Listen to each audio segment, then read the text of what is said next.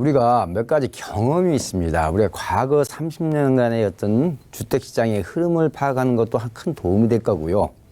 자, 최근에 나타난 일련의 흐름을 봐도 우리가 또 어느 정도 예측이 저는 가능하다고 보여집니다. 자, 그렇다면 예를 들어서요.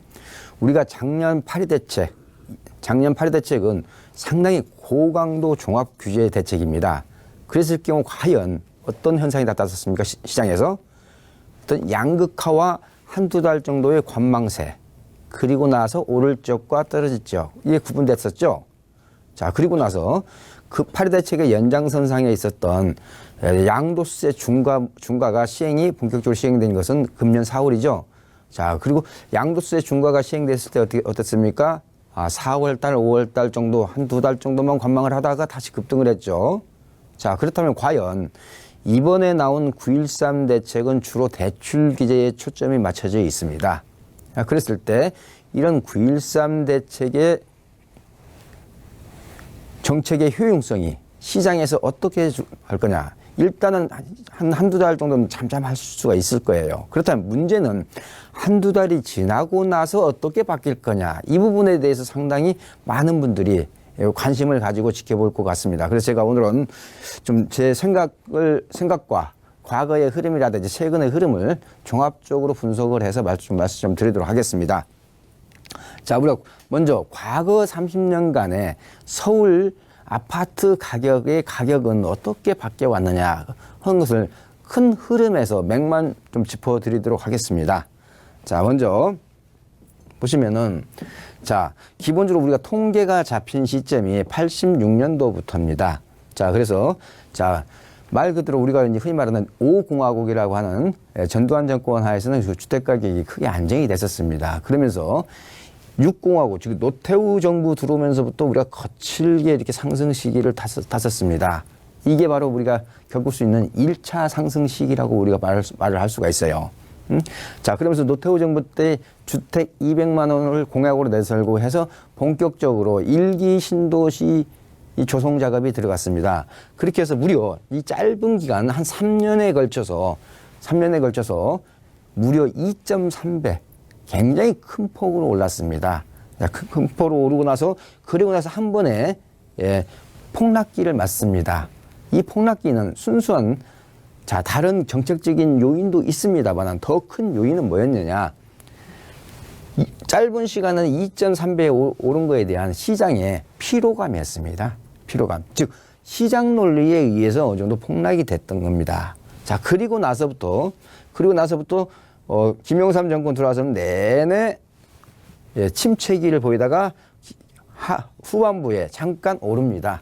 자, 이것도 이 침체기가 이렇게 길었던 것을 우리가 시장 논리로 이해를 하셔야 된다는 겁니다. 즉, 1기 신도시가 본격적으로 입주하게 된 시점이 바로 김영삼 정부 시절입니다. 자, 그렇기 때문에 바로 공급량이 많았던 1기 신도시의 공급량이 많았던 시기에는 역시 가격이 이렇게 안정세를 보였다 하는 것을 우리가 알 수가 있겠고요. 그리고 나서 한번 2차 폭락기가 있죠. 여러분 잘 아시는 IMF 사태죠. 이거는 우리 내부 요인보다는 외부 변수에 의한 게 굉장히 컸죠. 그래서 이렇게 폭락기가 있었습니다. 그런데 우리가 여기서 한 가지 아셔야 될 것은 우리가 IMF 사태 하면은 굉장히 집값도 많이 떨어지고 참 고난과 역경이 많았던 시기로 우리가 기억을 하죠. 그렇지만 사실은 떨어진 기간과 다시 회복하는 기간에 보면요. 채 2년도 안 걸렸다는 겁니다. 우리가 여기서 반드시 한 가지가 알아야 되는 게, 이 폭락기가 상당히 짧았구나 하는 걸 우리가 캐치를 하실 필요가 있고, 그러면서 약간 잠잠했다가 다시 가격이 오릅니다. 자, 그래서, 김대중 정부에서 가격이 이제 급등을 하고 합니다. 후반부에. 급등을 한 것은 그동안에 가격이 그 정도로 안 올랐던 거에 대한 시장의 반응이라고 이렇게 이해를 하시면 되겠어요. 자, 그래놓고 이제 참여정부, 노무현 정부가 들어오죠. 노무현 정부 초반까지도 가파르게 오릅니다. 그래서 노무현 정부에서 각종 규제를 냅니다. 이때 짧은 시간 또 침체기를 우리가 보이게 됩니다. 그리고 나서 다시 급등을 합니다. 자, 우리가 이렇게 급등하는 시점에서 무슨 정책이 나왔냐면요. 각종 규제도 나왔습니다만은 바로 이때 2기 신도시가 발표가 됩니다. 2기 신도시. 자, 무슨 얘기냐면요. 2기 신도시 공급 정책을 발표를 했습니다만 그래도 급등을 했다. 왜 그럴까요? 2기 신도시가 만들어지는 데까지는 시간이 필요하다는 것을 누구나 인식을 하고 있기 때문에 그걸 시장에서 충분히 공급량이 많아진다는 것을 미리 예측은 하되 시간에 대한 타임 래그, 시차가 존재한다는 것을 알고 있기 때문에 이렇게 급등을 했던 겁니다. 아무리 규제를 가해서. 자, 그리고 나서 또다시 한번 우리 잠깐 폭락을 합니다. 우리가 알 수 있는 국제금융위기죠. 이게 일시적으로 폭락을 했습니다. 다시 회복하는데 한 1년 6개월밖에 소요가 되지 않았습니다. 자, 그리고 나서 다시 잠잠해집니다. 그러면서 쭉 박근혜 정권 중반까지 거의 침체 내지는 하락을 맞이하고 있습니다. 자, 이 시점은 그렇다면 뭐겠어요?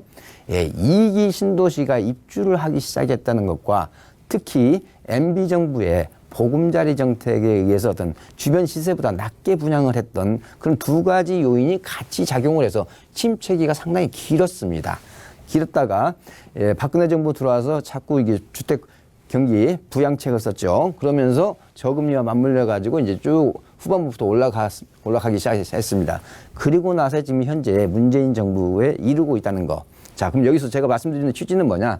몇 가지 보면은 대부분이 시장 논리에 의해서 가격이 지배되어 왔다. 어떤 규제나 이런 것은 일시적인 현상이 지나지 않는다는 것을 우리가 여기서 알 수가 있는 겁니다. 자, 그래서 과거 30년이 주는 교훈 다시 정리합니다. 규제보다는 시장 논리가 전반적으로 지배를 해왔다 하는 것을 제가 결론으로 말씀을 드릴 수가 있겠고요. 그 과거 30년을 좀 상승 시기, 침체 시기, 폭락 시기로 이렇게 구분을 해서 좀 요약을 한다면은 상승 시기 대체적으로 좀 장기간 지속이 됐다 하는 게 특징입니다. 그러면서 실질적인 공급량, 즉 입주량 측면에서 입주량이 적은 시기에 상승 시기가 대체적으로 왔다 하는 게 특징이 되겠고요. 침체 시기는 대체적으로 한 중간 정도 기간이 상승기보다는 좀 짧았다라고 보시면 되겠고요. 이런 시기는 대부분이 입주량이 많은 시기, 즉 1기 신도시 입주 시점이라든지요. 자, 2기 신도시 입주량과 보금자리 주택이 만나는 그런 시점이 기본적으로 침체 시기였다. 그렇지만 인위적인 공급 정책, 가격 정책이라고 할 수 있는 보금자리 주택 같은 경우는 이건 어떻게 보면 정책적인 효과가 좀 상당히 컸다고 봅니다. 그런 면도 있었죠. 그다음에 폭락 시기는 대부분이 일시적인 단기간의 현상이었다 하는 게 특징입니다.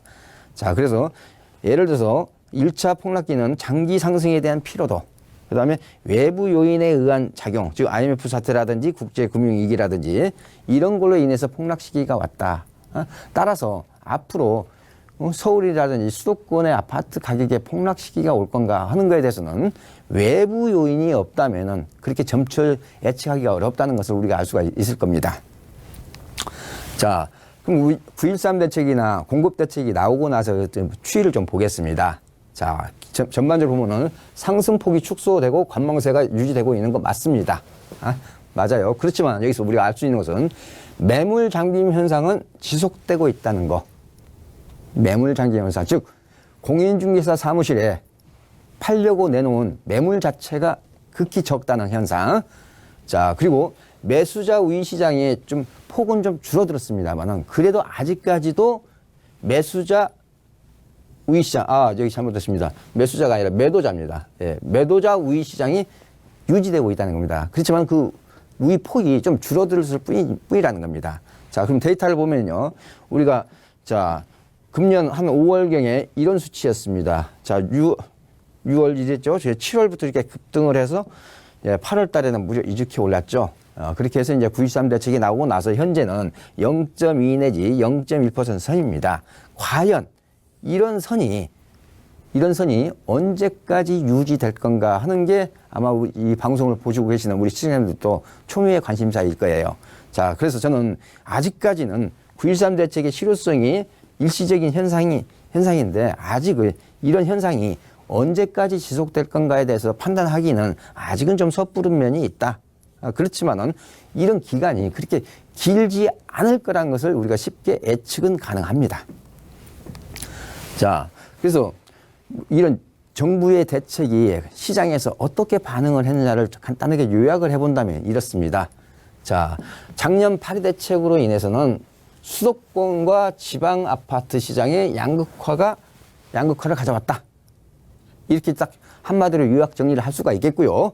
자, 이번 9.13 대책과 9.1 공급 대책은 수도권 내의 입지별 양극화의 출발점이다. 수도권 내의 양극화를 가져오는 하나의 출발점으로 시작을 의미한다라고 저는 요약 정리를 해드리고 싶어요. 자, 왜냐 9.13 대책과 9.1 공급 대책이 어떤 내용이라는 것은 제가 방송에서 말씀을 드렸기 때문에 그걸로 인해서 수도권 내의 입지별 양극화의 시작을 의미한다 해서 이게 딱 두 줄로 제가 요약 정리를 하고요. 여러분들이 가장 관심이 있는 그러면 서울이라든지 판교라든지 이런 준강남, 가천이라든지 이런 걸 포함한 서울 지역은 어떻게 될 거냐, 서울 지역. 자, 제가 항상 강조드리는 거 이겁니다. 우리가 가격 결정을 어떻게 하느냐 하면은 대부분 사람들이 수요와 공급의 법칙을 말씀을 늘 하십니다. 그렇지만 그거는 우리가 일편적인 것, 단편적인 얘기고요. 기본적으로 이렇습니다. 주택 같은 어떤 필수제는 수량이 가격을 결정합니다. 즉 가격이 수량을 결정하는 대체제가 있는 그런 상품이 아니라 이런 필수제에서는 수량이 가격을 결정합니다. 그런데 현재 어떻습니까? 순 공급량도 아직 3기 신도시가 만들어지려면 멀었죠. 그러면서 또 매도 물량의 어떤 잠김 현상은 지속되고 있죠. 자, 이런 걸 전제로 했을 때, 자, 3기 신도시 입주가 지금부터 빨라야 7년 후부터입니다. 7년 후. 자, 그런데 분명히 말씀드립니다만은 3기 신도시가 입주하는 시점에 서울 아파트 가격의 안정세에는 반드시 도움이 됩니다. 왜? 서울에서 가깝고 직주 근접에다가 어떤 뭐랄까요, 교통 인프라까지도 고려를 하겠다고 하기 때문에 수요 분산이 예측이 됩니다. 문제는 7년 후라는 거죠, 입주 시기가. 자, 또한 이런 것과 현재 전세 시장이 좀 불안하고 있습니다. 그렇기 때문에 금년 말까지 했던 전세 가격 거래량도 증가하면서 전세 가격이 상승폭이 현재보다는 좀 커질 것으로 이게 예측이 됩니다. 따라서 뭐 금리 인상이라든지 여러 가지 변수는 존재합니다. 그렇지만은 이런 두 가지 요건만 놓고 보더라도 금년 말 이후에 다시 상승폭이 커질 가능성이 농후하다는 겁니다. 자, 그래서 제가 다시 한번 정리해서 말씀드립니다. 자, 작년 8회 대책이 수도권과 지방 아파트 시장의 양극화를 가져왔다면은 이번 9.13 대책이나 공급 대책은 결국은 수도권 내에서의 양극화다. 서울에는 영향이 별로 적다. 그런 측면을 제가 강조드리면서 이런 예측들이 좀 시간을 가지고 쭉 지켜봐 주셨으면 좋겠습니다.